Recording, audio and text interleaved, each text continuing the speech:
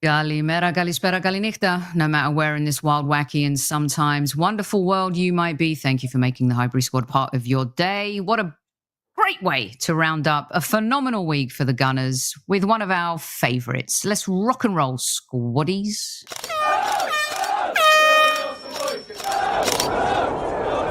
Mind the gap between the train and the platform. Please stand clear of the discussion doors.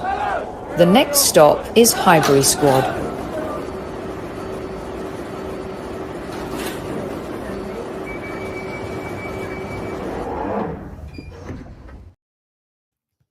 Back to the show, one of my favourite broadcasters on the planet, Talksport Weekend host and all-round epic human being, Ms. Natalie Sawyer. Hi, how are you? I'm doing great. It's so good to see you. You too. Do you know what? I love your titles. Whenever I see it, I'm like, that's just so brilliantly done. So great. Love it. Well, I appreciate that coming from such a legend like you. And by the way, you are looking fantabulous. Oh, what? My little doggy. What's your doggy's name? It's called Dash. Dash. Now, if Vinny and Vespa saw Dash, they would go nuts. So, yeah, my dogs bark during the show, and they're actually mascots. I don't know if you've seen before, but why not? Let's ask people to hit the like button. This is Vinny right here, Natalie. All right. And this is Vespa because she's a keeper. She's very talented. Yeah. She used to love Aaron Ramsdale, but now she loves David Raya. So, yeah. A home is not a home without a dog. That's what we say here. I agree with you. I couldn't imagine life without him. So, we're very lucky. He's a rascal. He's a rascal most of the time, but we do love him. So, yeah. So I hate to kind of do this to you, but I've been a real stickler this season, just like Howard Webb. It could go to VAR. The squaddies will decide. But the great Peter Drury, Henry Winter, David Ornstein, I think Rebecca Lowe may have been yellow carded this season, even for a minute, Natalie. If they think this is out of order, they will let me know and we could rescind it. But you're yellow carded. You're yellow carded. Okay. I mean, that's my first yellow card of my life. So I've got to the ripe old age of something, and that's my first yellow. I'll take it. Okay, we love that. Good evening, squaddies at ease. I lose my manners. Thank you so much for joining on a very weird scheduling time for us, but you go when the greats can, and Natalie's here. Natalie, let me start off with a question about the news of the day. Even though it's not Arsenal related, I want to have a general football conversation with you too after we touch on Brentford a little bit. Is Liverpool signing Mo Salah? I think that's huge for them. I think it's bad news for the rest of the league. Some people, I don't understand why people are calling him a mercenary, and, he chooses to stay at Liverpool, maybe gets what he wants. Liverpool fans are ecstatic. I think opposing fans just a little bit jelly that he's staying. What do you make of Mo Salah sticking with Liverpool? Well, I mean, I think it just tells you everything about the project that Liverpool are building towards under Arne Slot. And I think it just, for me personally, I think it's great for the Premier League. We're probably losing Kevin De Bruyne, one of the best midfielders ever in the Premier League. So to potentially have lost Mo Salah as well in that same sort of summer period would have been a bit of a blow, I think, to the Premier League. You want to have the best here because we want to see all of our teams with the most elite players that you can get, so that we have the best standard of Premier League football. So for me, it's a great new contract for him. It's also, like I say, I think it just tells you that Liverpool have convinced him that there is more to do for him at the club. So it's a good thing for them as well. Do you think the Trent thing is real and is definitely happening? Do you think there could be a U-turn here if Salah stays, Van Dijk stays? Do you think he'll kind of get the Steven Gerrards and get cold feet and not go to Real Madrid? What's your take? I've always said that of the three, I expected him to go. I don't know why. Maybe that's just because of the consensus that everybody's been saying. I feel like it's just got to that point where Real Madrid are very difficult to turn down for any player, really. So I think it's probably inevitable that he will go, even though Mo Salah is now signed up for a new contract at Liverpool. I just think to be a Galactico, that's quite a pull for someone. So I imagine he'll go. But I think Virgil van Dijk will stay. I think they'll get two of the three done. And I think for most Liverpool fans, if you're going to lose any of those three, you probably can forego Trent, because the other two are just so important to the team. So, yeah, I think Trent will go. I just can't see them signing up all three. Okay, I'm going to mix up the schedule a little bit here, seeing as you mentioned the Galacticos. Oh, yeah, go for it. Yeah, I thought, what I was thinking when that was happening? I was thinking, man, maybe this will convince Saliba that staying at Arsenal is actually not a bad thing. But, and then a lot of Arsenal fans are getting PTSD because the deal's not closed yet. It's half time. Anything can happen. We've seen this happen with PSG and with Barcelona in the Champions League before, Natalie. But just as a football fan, and of course with that opposition view, how did you digest the other night? Well, it was exceptional, wasn't it? It was just an incredible game for Arsenal. Thoroughly deserved it. It's not like you can say, that Real Madrid were unlucky. It was just a wonderful display. Two incredible free kicks from Declan Rice, who I know we've seen him score long-range efforts before and long-range free kicks, but to do two in a game, that's mightily impressive. I just think...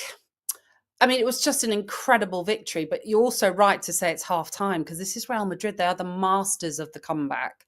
And to be at home as well for that second leg, they get an early goal that rocks you. It can change the tie very, very quickly. But wow, what a lead to take to the Bernabeu. I think you've got to be so confident that you can get the job done. It's just make sure you shut them out and in the sense of don't let them score early. I imagine they probably will score because that's just what Real Madrid do, and they'll make it very, very difficult for you. But from that first leg performance, there's no reason why you can't go and win that second leg. And by winning it, I mean, it might be a draw, but you win the tie over that course of the two legs. So, but yeah, I just thought it was an absolutely fabulous, fabulous result. And actually, from a Brentford perspective, that's really good for us as well. You're having to think about that second leg, which is obviously coming up next week. So, I think that kind of plays into our hands a little bit. Yeah. So Arsenal fans want Mikel Arteta to basically play the academy. Yeah, go for it. And I'm sure Brentford fans like yourself wouldn't mind that at all. If you were the manager of Arsenal, what would you do? Well, obviously you can't play a full academy as such, but you're not going to want to risk some of your mainstays, are you? You're not going to want to risk your Bukayo Saka and players like that who are, especially with him only just coming back. You're going to have to make changes, I imagine, because it's a really weird one, isn't it? Because what are you, 9 points off Liverpool? It kind of feels as though that's too big a gap to still make up in the title race. But because of their loss to Fulham and the fact that you drew last time out as well, it kind of means that there is that little door that's slightly ajar because Liverpool aren't playing at their best at the moment. They might be getting the job done, bar that Liverpool result. But, that Fulham result. But I don't know. There's a part of me that thinks, is Arteta thinking, look, we can't go fully strong 11 because we've got that second leg to come. And clearly the Champions League should be the priority now to get to that semi-final. But I don't know. There's a part of me that thinks, because you've still got to play them, haven't you, in the league? Yeah, we do. Yeah. We do. So I don't know. There's a part of me that thinks, is it really wise to be so weak when you can beat us and maybe get, those 3 more points on the board and then wait and see what Liverpool do the next day? I don't know. It's I'm a bit torn, really, but I'd love him to just play a weakened side. That would be nice. Are you selling me hope again in the league, Natalie? Because this is what I'm feeling. Look, it's going to be impossible. They probably won't drop points. Now the Salah thing, Salah will bang in like 4 goals probably in his next game just because he signed this new deal. But we do have them to come, and you never know in football. And Mikel Arteta is such a competitor, and also, he does have an ego like most managers do. I hope that he doesn't kind of take any unnecessary risks against you. And, Saka probably needs match fitness still, even though, he had a good run out against Madrid, against Fulham. He's going to want to keep those muscles moving. I would actually rest Declan Rice, Lewis-Skelly. I would even rest Mikel Merino at this point. But with that said, your Brentford, has it been a disappointing kind of last few weeks for you, considering where you were? There was a lot of talk about a lot of your players, about Arsenal being interested in some of your players as well. What's your take about Brentford this season and what we'll be facing? Yeah, it's a weird one because we started the season off so well, especially at home. I mean, we went, what was it, 7 games unbeaten. And then we couldn't buy a winner away, and it was just ridiculous. And yet that's completely turned, and we can't win at home now. We haven't won since we beat Newcastle in December at home. And yet I think we've won, 5 of our last 6 on the road. We lost last time out at Newcastle, but that was a game actually we're pretty unlucky to lose. So on our away travels, we seem to be doing all right at the moment. But overall, I think the season has ended. Obviously, it's not ended, but it's ending in a slightly disappointing fashion because there was a period where we thought, oh, we're picking up points away from home now. We're going on a nice run. Maybe we can sneak into the European spots. But then we hit a block and then we lose a game and other teams catch up and go above us like Crystal Palace have done recently. So overall, it's just, I suppose, been a par season for Brentford. And really, we shouldn't be complaining about that because we've got such a small budget. We're such a small club still in the Premier League. But we still can, we can still pull off the odd exceptional result, but we actually haven't pulled off anything too significant this season, really. Like before, when we've beaten like Manchester City before, and we've beaten Liverpool at home, and there are certain results we've had in previous seasons where it's been pretty amazing, but nothing really stands out this season for us, I would say. Ever since the media started talking about your home record, they bocked you. That's what I say. They totally bocked you, raving about you and stuff. Do you expect? There was a time where like your front three, you still have a really good squad. You have a lot of talent that Arsenal fans are sniffing around. Do you fear like losing David Raya and other key players in the past, like Ollie Watkins and players like that the same will happen this summer? Inevitable? Yeah, I think who, Natalie? Like, what's your take on what you see happening? I think we are already thinking that Brian and Burmo probably will be the next out the door. I just think money talks at the end of the day, and he's been an exceptional player for us. Very talented, really talented, and he's only 25 still, so there's so much more to come from him. I'd be really sad for him to leave because he's such a nice guy as well, and I imagine he's a really good guy around the dressing room. He's always a really happy chappy, so I'd be really sad for him to go. But when you think about Ollie Watkins and Said Benrahma, the two of our forward 3 that they were part of when we were in the Championship and looking to go up, he was the only one that didn't get picked by any team. And I always imagined that he must have really struggled with that for a while because it didn't seem as though anyone was interested in him. But he's just got better and better and better. The only issue you might have is perhaps over a course of a season, he's not as consistent as you'd like him to be. But having said that, I think there's a lot that rests on his shoulders for us. And if he's not playing at his best, then we struggle a little bit. So I do think he'd be the most likely of any of our players to leave because I just think it's probably time. And he's probably thinking he deserves a chance at a club that might be playing in Europe. What about Damsgaard, Natalie? Ooh. I mean, he has been wonderful. I like him. He has been... He's been brilliant this season, actually. He's probably going to be our player of the season. He has been so important to that midfield and gelling that midfield with our front 3. But it's really, he's been at the club for a number of seasons, and this has been his, I don't want to say breakthrough season because that's a bit ridiculous when he's been at the club for so long, but this has been his most consistent. He's one of these players that, from conversations I've had with people at the club, that when he gets an injury, he loses muscle mass very quickly. So it takes time to build it back up. And I think he suffers with arthritis as well. So he's had his issues before in the past, but touch wood for him this season, he's been brilliant. No injuries, no real issues for him. That's been long term anyway. And yeah, he has been absolutely brilliant. He is a kind of Christian Eriksen in the making, really.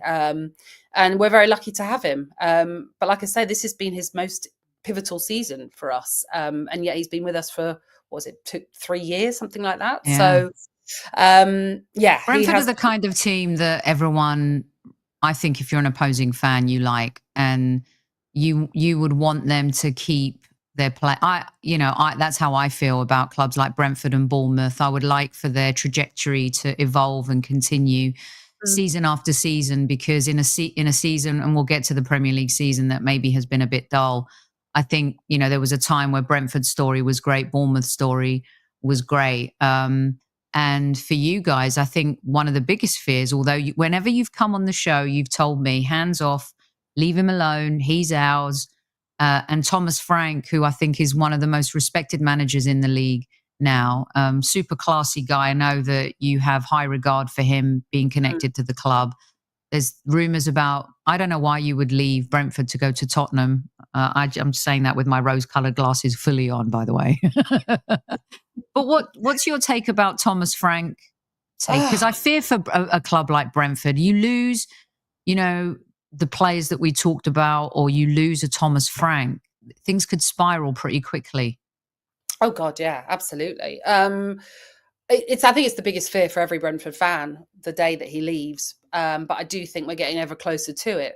And that's probably because he himself probably feels he needs a new challenge. I mean, you're coming up to 10 years that he's been in charge at the club. It's a long, long time. Oh, I didn't realise it was that long. Well, 9 years maybe. I think it was 2016. So 9 years actually.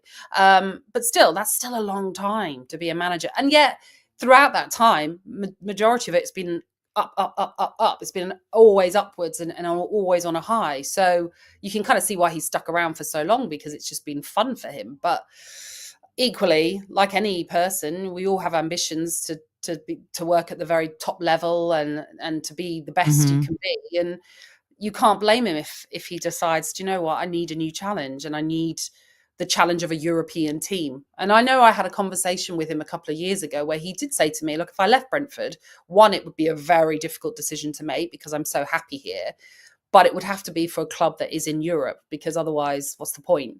Because he could try and do that with Brentford. That was always his aim, to try and get Brentford into those European places, but it's just so hard to get into those places. So yeah, I will be devastated, but I know we're getting closer to it. And I agree with you. I'm not sure Tottenham is the right club, because I think Tottenham is just a bit like Manchester United. They're just a bit of a basket case club, unfortunately. Yeah, bit toxic right now, isn't it? It's hard. And if you don't hit the ground running at those two clubs, you're in for it straight away. And it's just a huge risk for any manager. But equally, it's very hard to turn those clubs down, because there's, Manchester United and Tottenham do have, their sort of rich Premier League history in terms of being in the Premier League. And so, yeah, I think it'd be really, really difficult for him to turn any of those sorts of clubs down.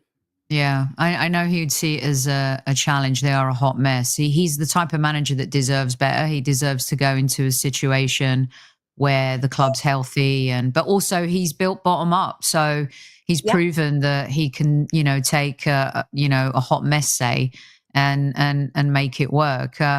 What does your crystal ball tell you about the game this weekend? Are you thinking we're coming off a high? Are the bees going to kill our buzz? Forgive the pun. Well, I would certainly like us to sting you, but we don't have a great record. We don't have a great record at the Emirates. I think I was reading about it today, actually, with my prep for the weekend show, and we haven't won it at Arsenal since something like 1938. So, we don't have a great record. But there is a part of me that just thinks Arteta is going to make changes. He just is. He's not going to want to play his first 11. And there's no better opportunity really for us to win at Arsenal than tomorrow. So I'm going to think positively about it as well, because I feel like if we lose, then our season really is petering out into just such a really real disappointment. As much as I think where we are is about par, it just would be nice to at least head into the final few weeks of a season with the off chance of maybe snatching a European place. But that is a tall order for us. So yes, I'm gonna obviously back the bees, but it's never easy for us at Arsenal. Yeah, I wanted to get your take on a couple of Arsenal players with your England hat on as well. Of course, being a big England fan. We talked about Declan Rice just a little bit, but I wanted to get your opinion on Miles Lewis-Skelly, who I think has and is one of the stories of the season in the Premier League so far. And and now in Europe after his performance against Real Madrid. Honestly, I couldn't believe my eyes that an 18-year-old was performing like prime Ashley Cole at left back, coming, inverted. Call it what you want. He's just a plain old great footballer. What's your take on Lewis-Skelly's story? And also as a broadcaster, do you think people, because Jason Cundy was on the show, by the way, who comes on the show every season, even after we battered Chelsea 5-0, he turned up the next day. And I challenged him on his comments. And I think I keep saying to my listeners, you got to take, he said it at the end of the show too. He said, listen, I have a joke, I have a laugh. It's not so serious. And no matter what though, he always comes on the show and we challenge him with the hard questions. And I gave him a hard time about his Miles Lewis-Skelly comments. What's your take on first the talent and then the maybe overreaction to his Haaland celebration? What you thought about that? Listen, without doubt, there's a talent. He's exceptional. And what I liked about him is being called up into the England squad and playing for England.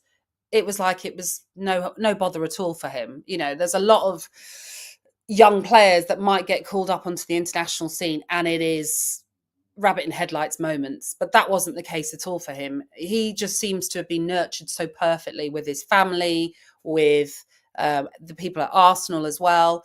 So I think he's just exceptional. And what's exciting is he's, as you say, he's only 18, so he's just only going to get better. And what did I make of his Haaland celebration? Did not bother me at all. Didn't bother me at all. Because maybe I'm used to it. I'm used to Ivan Toney taking the mick out of players. And likewise, Neil Maupay, when he was back on loan with us from Everton. Our players do it. And yeah, you could sort of sit there and think, especially if you don't, and in our case, we didn't win the game with the Neil Maupay darts, James Maddison celebration. But, and so retrospectively you think, why did you do that? You've only just stirred them on. And, but I don't mind that. Isn't that part of having personalities? And that's what players should have. Otherwise we're just going to get robots, and we don't want robots at the end of the day. So yeah, look, you could say, should he do it?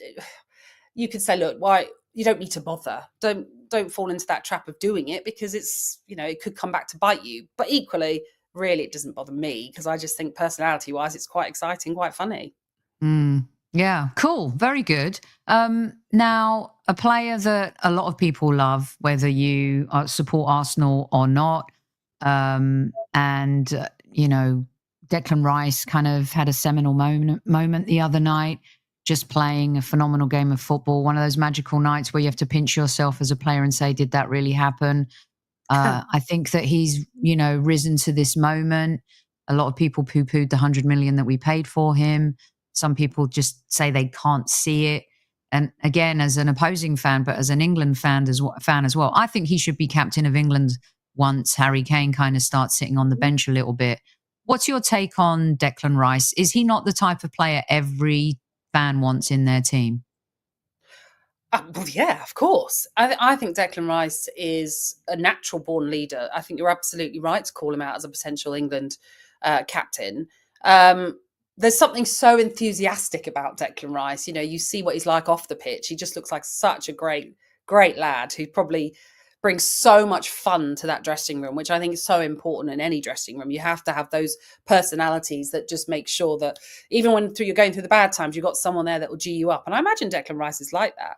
And obviously on the pitch, I think, as I said before, those 2 free kicks, to score 1 is mightily impressive. To do 2 in that pressure situation, I mean, crikey, I can't imagine what it must have felt like to be an Arsenal fan watching that game. It was unbelievable. So he's just a talent, like any player can sometimes have his off days, but equally he's more on it than he's off it. So I completely agree with what you're saying. Everyone wants like a midfielder like a Declan Rice who probably can play in certain other roles as well. He can play more advanced, but he can also probably play deeper. He can probably even play as a centre half at some stage, because I think that's where he started out his playing career when he was a youngster.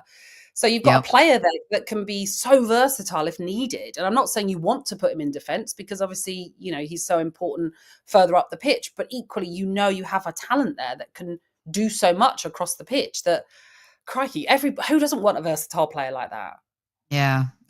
Just to answer your question, it was an out of body experience, Natalie. It I can was only like, imagine.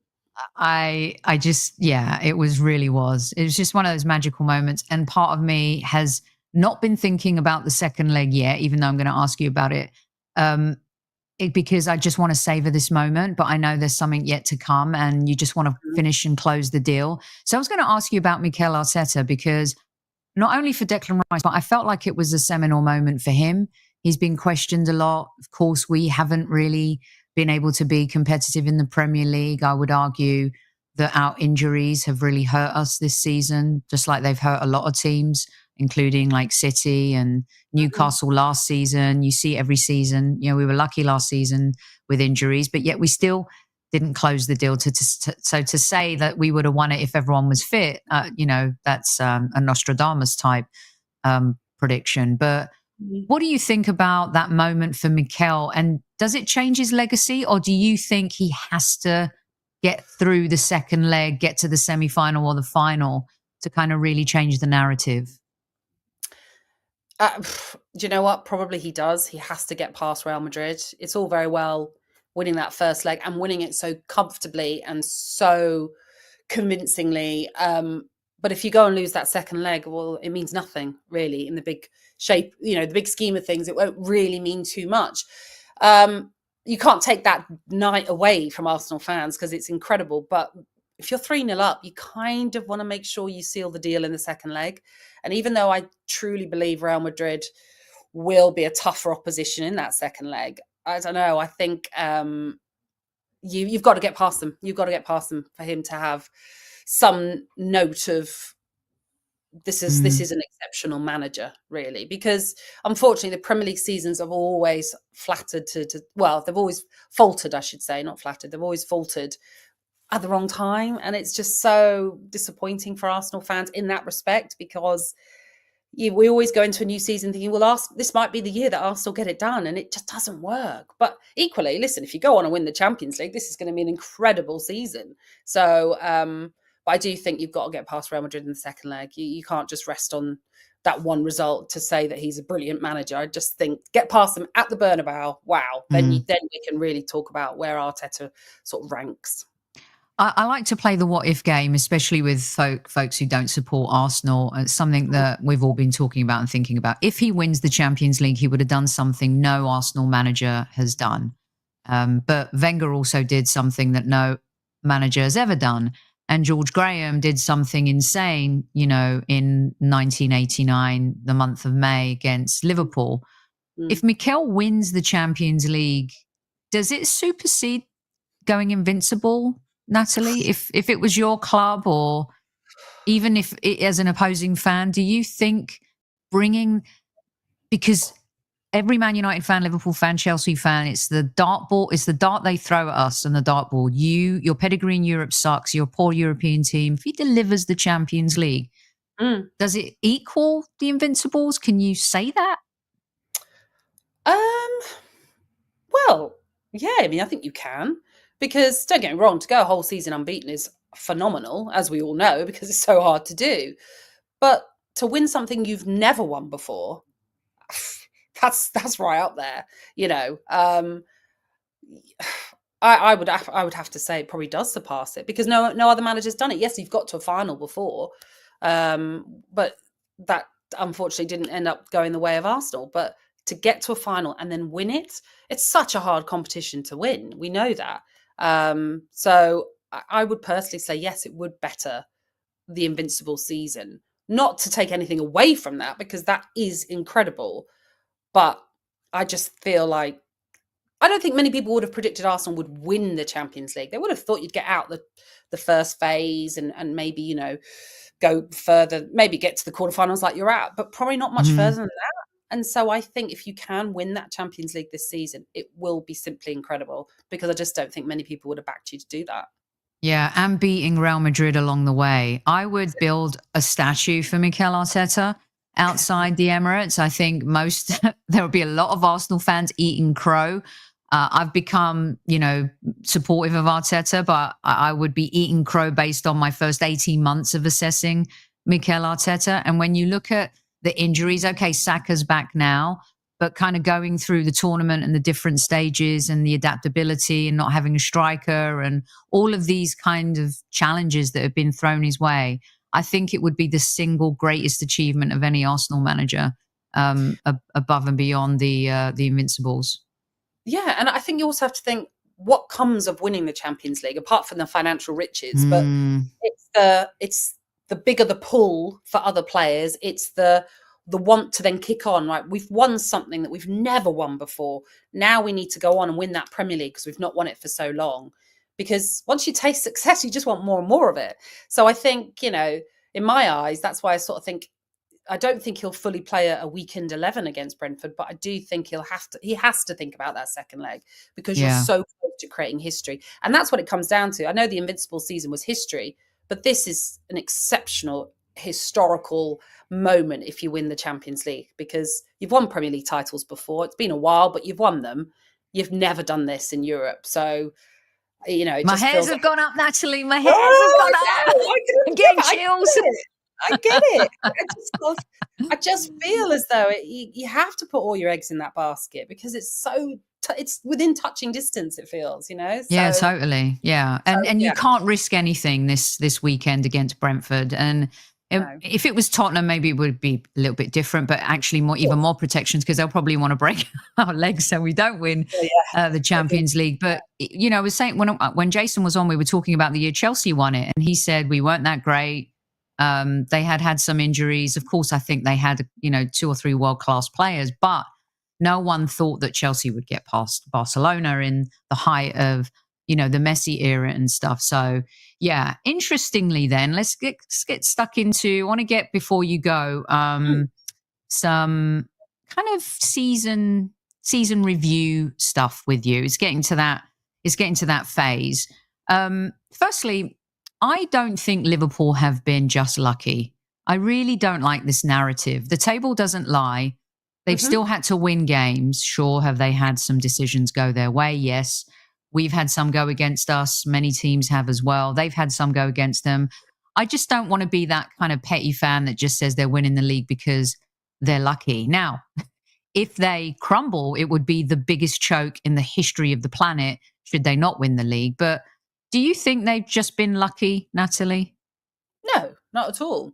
Far from it. I think there have been times where they have been absolutely brilliant and unplayable. I think you're right what you said. Every club will have decisions that go for them and decisions that go against them. And you could argue maybe they've been fortunate with injuries, massive injuries really to curtail their season. It's been incredible that Arne Slot has just walked in and transitioned so easily into that role. But, a month or so ago, we're talking about them on going for a quadruple, and that has just fallen away so quickly, which is where I'm sort of slightly thinking, well, what's going on now? Why is everything just gone wrong at this point? Is it just fatigue? Is it, I don't know, just something not quite gelling at this moment in time? But they've got such a nice, 9-point cushion that we said that it just feels like they've got to go through an absolute disaster to not win the title. But there's just part of me that thinks they're not at their convincing best. So there's no reason to give up just yet for Arsenal. But that being said, I still think you've got to go all out for the Champions League. So don't worry about Brentford on Saturday. We'll put in a word. We'll send a message to Mikel. Exactly. Be kind to us for a change. Let me... there was I forgot to put up my graphic. There you go, kids. It's there you go. Look at that. Those are the players I would rest. Saliba, Timber, Saka, Rice, Miles Lewis-Skelly and Mikel Merino. There you go, Natalie, gifting it for you. Right, I want to get your take. I want to get your take on the best of the season. Now, I don't think it's a competition for player of the year. But I do think there are players that, by the way, I did not time it for Timber's tongue to be out licking Slot's head there. I just spotted that. Wow. That's brilliant by me. Who do you think has been, the player of the season is Salah, is it not? Yeah, I would say so. I think this is the first period, I think, for quite a while that he's not contributed to a goal. I think, but we're talking like 3 or 4 games. So I mean, it's just ridiculous to even think that he's going through a bad run of form, because it's Mo Salah. He's been just fabulous for Liverpool. And what is it, 27 goals? Is it 27 goals? I mean, that is ridiculous numbers. So without doubt, he has to be the player of the season. But there have been so many wonderful stories from this season. I'm talking more about teams, obviously the Forest story is brilliant. But for a while, Bournemouth were a great story, but unfortunately they've fallen away a little bit, but they're still not out of the fight for Europe. Fulham's a great story as well. They're going really, really well. To beat Liverpool like they did last time, is just fabulous. I think this season, for me personally, I think it's been quite exciting. I think every team has been able to beat every team, essentially. You've kind of got into a match week thinking, well, actually, I don't know who's going to win that game, because it's so close a lot of the time. The only disappointment has been the 3 that have come up, that they really haven't been able to put up a fight, unfortunately. But for the rest of the teams, I sort of think majority of them, you've gone, I really don't know who will win that game, because it's just been so tight, I feel. Even though Liverpool got that 9-point advantage, I just feel there have been the odd occasion where you think, I can't call it. Just can't call it. I think the bottom 3 have made it feel like it's been poor quality at times, because they've just been so bad. And because City have been poor, United, Tottenham, the usual suspects that would be up there challenging for 2nd, 3rd, 4th and 5th. And we've kind of regressed in the league this season. And I think injuries have played a part, but I also think we've kind of shot ourselves in the foot sometimes about not being able to, crack the low block code. And we've really struggled against teams like that, which is why I think Liverpool deserve the credit. But what about manager of the year? If Slot wins it in his first season, of course, he'll be manager of the year. But when I put the best of the season up here, you've got Eddie Howe, who won his first trophy with Newcastle, their first in 70 years. You've got Arne Slot here. Isaac has been amazing, player-wise. Morgan Gibbs-White. I think Declan Rice. I think David Ray has gone under the radar. I think Timber's gone under the radar. Van Dijk has been great. Again, I'm probably missing a couple. Nottingham Forest story, I think. Miles Lewis-Skelly and Nottingham Forest, to me, and Newcastle winning for the first time after 70 years, are the stories of the season. But manager-wise, could you give it to Nuno if Slot wins the league in his first season? Do you know what? Most managers of the season end up being the league winner, whether it's in the Premier League, the Champion, whichever. It always tends to go to the league winner, which most of the time you think, well, that's understandable because they've been the best of the very best. But I'm more of someone that likes to look at the stories and likes to look at, well, what have they achieved with that club? And Nottingham Forest's rise from being in the relegation fight last season to be in Champions League contention is just ridiculous. No one would have thought that was going to happen. And so for me, I think Nuno Espirito Santo would deserve the award, just because it has been such a remarkable change in such a short space of time. But that, I don't want to take anything away from Arne Slot, because he has been, there's my dog again, because he has been so brilliant. And as I said, the transition's been seamless for him. And maybe if you didn't have the Nottingham Forest story this season, maybe we would say Arne Slot without a doubt. But I don't know. I just think it simply is incredible what Nuno Espirito Santo has done at Nottingham Forest. I'm probably quite envious of what Forest fans are going through, because I can't imagine that. We're very lucky. Brentford have never been a club that have fallen lower than 16th in the table. We've all been very fortunate in that sense. But we've still been skirting sometimes around that relegation battle.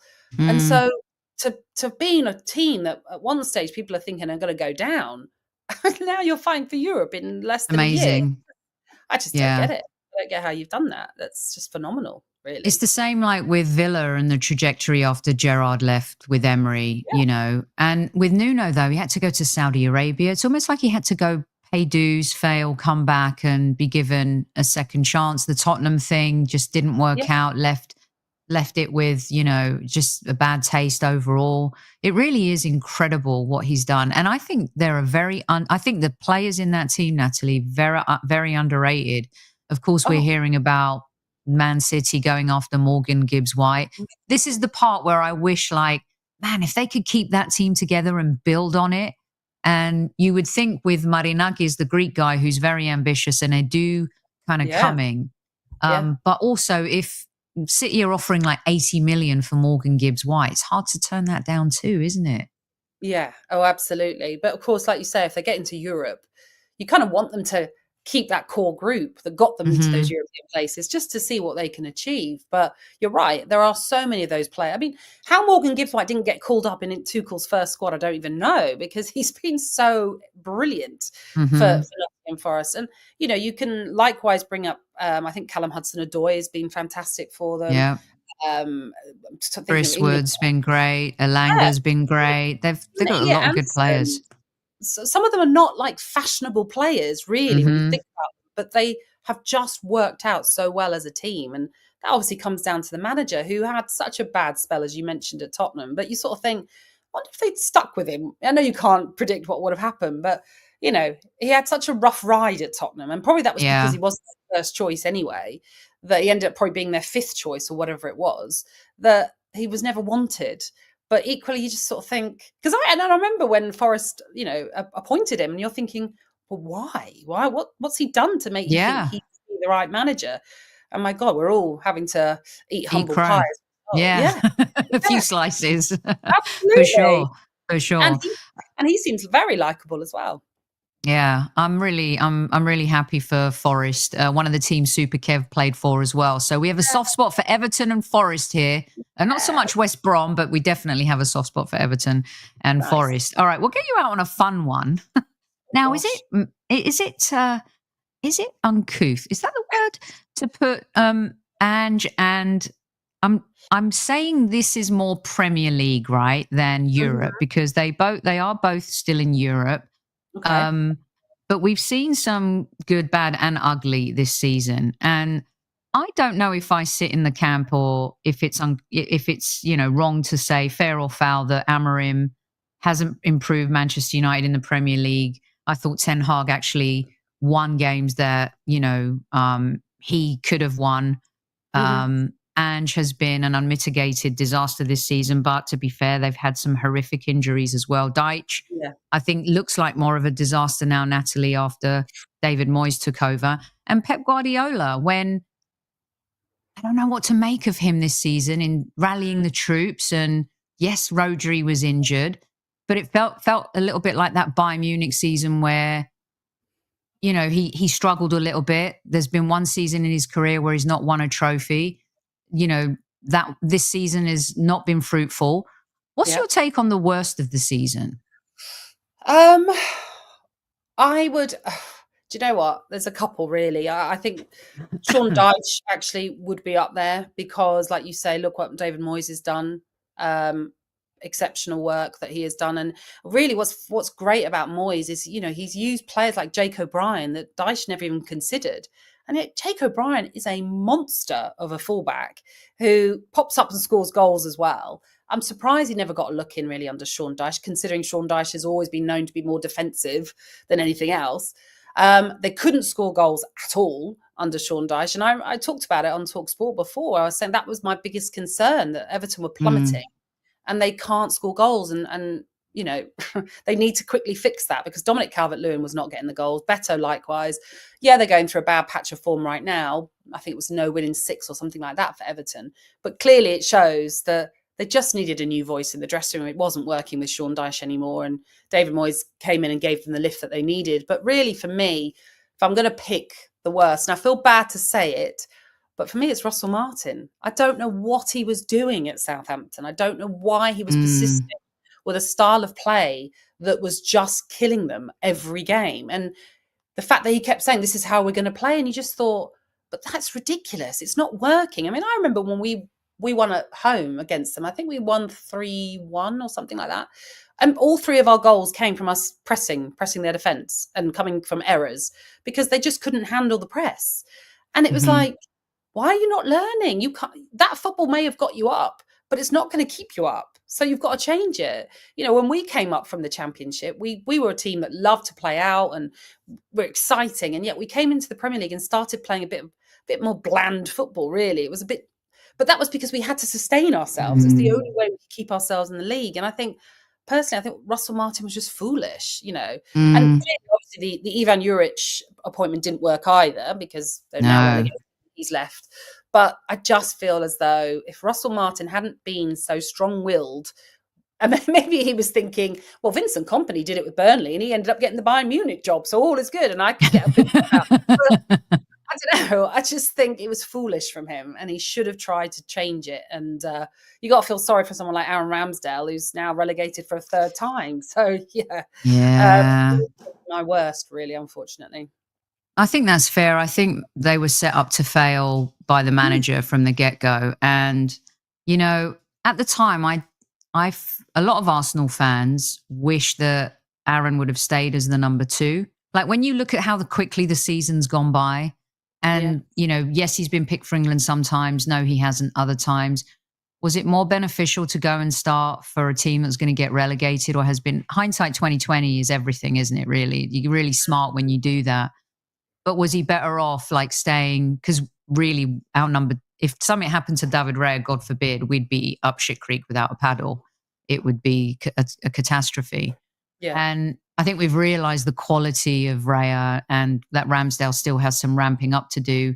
I couldn't have been more wrong about that signing, and I'm happy to be wrong. But it's almost like I feel bad that, you know, that he's been relegated again. I do, because he's a good guy and his family's great. And I feel bad for anyone who gets relegated, really. It's especially the fans, you know, especially the fans. And especially when you've had a season that is that bad, when there's been very little to cheer about. It's so demoralising. You know, you have the highs of winning that Championship playoff final, and then you come into a league where you're just getting battered every game. It's just not, I can't imagine what that's like. It's so demoralising. And even for the players, that must be demoralising when you know as well that the manager's telling you to play a certain way, and you're probably knowing it's not going to work. We're going to lose this game. We're going to lose heavily if we carry on playing like this. But, you know, you have to do what the manager says. So, yeah, you know, look, Russell Martin's also a good coach. He must be a good coach because he got them up. But it's just sometimes you've got to realise you've got to adapt to the league you're playing in. You're playing against exceptional opposition. Yeah, so that would be my agree worst. with that. I agree with that. This obsession of playing a certain style, it's kind of taken the sting out of the game a little bit. All right, Natalie, Manchester United, Tottenham, who rises next season to kind of be competitive again? And do Arsenal win the league next season? See, I'm manifesting that something could potentially still happen this season by giving up hope completely in the Premier League and looking ahead to next season already. What does your crystal football tell you about next season? Next season, well, if I'm going with Arsenal win the Champions League this season, because they can get past Real Madrid, then I just think you're going to have to go all out to win the Premier League. And it's just going to inspire you. It's going to give you that momentum you want to win the Premier League.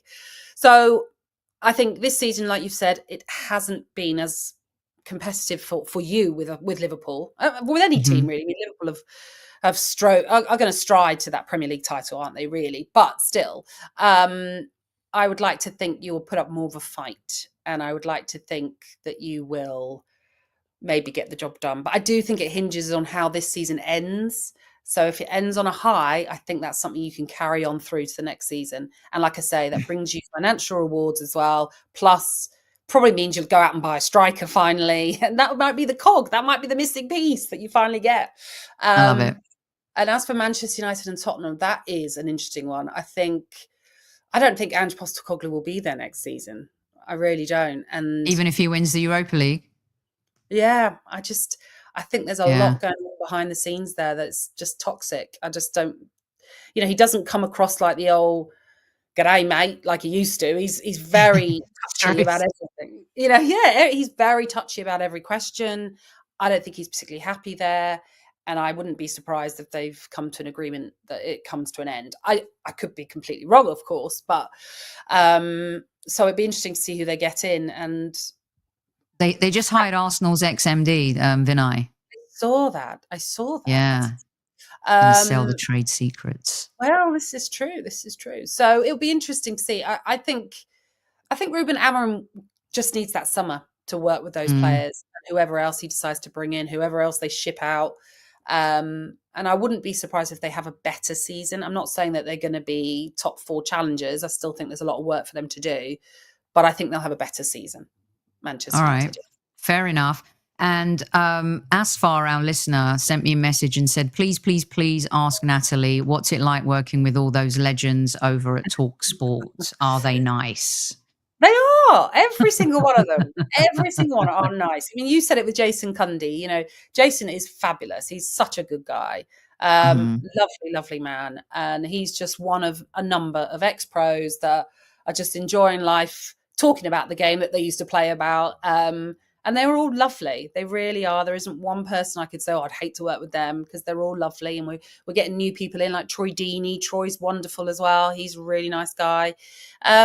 So, yeah, I'm very blessed. I work with some really good people. And obviously, Tony Cascarino is wonderful. He's so generous with everything, time, money. He's always wanting to buy everyone breakfast. You know, he's just so kind. So I'm very fortunate to work where I work, because I just have some great people around me. So, yeah. Love that. Well, you give the breakfast crew a big hug from me, especially Cask, and really appreciate you coming on the show. Squaddies, that is all we have time for. Please follow Natalie on the old X and on Instagram as well. One of the great broadcast voices on the radio and also on the telly. And we always appreciate her sharing her valuable time with us. Are you up early tomorrow? I'm up early, up at 3:30, as I always am. Oh, we've got to get you in bed, right? I've gone into extra time. Natalie, thank you so much. Does my yellow card get rescinded then? Because you got to check time. Yes. I'm going to give myself a yellow card because I said 40 minutes max and I just realized it's 51 minutes. So it's my fault. I get the yellow card. You're out of the books, so you're safe. Squaddies at ease. Thanks everyone for tuning in. And don't forget to tell your loved ones you love them. See you later, kids.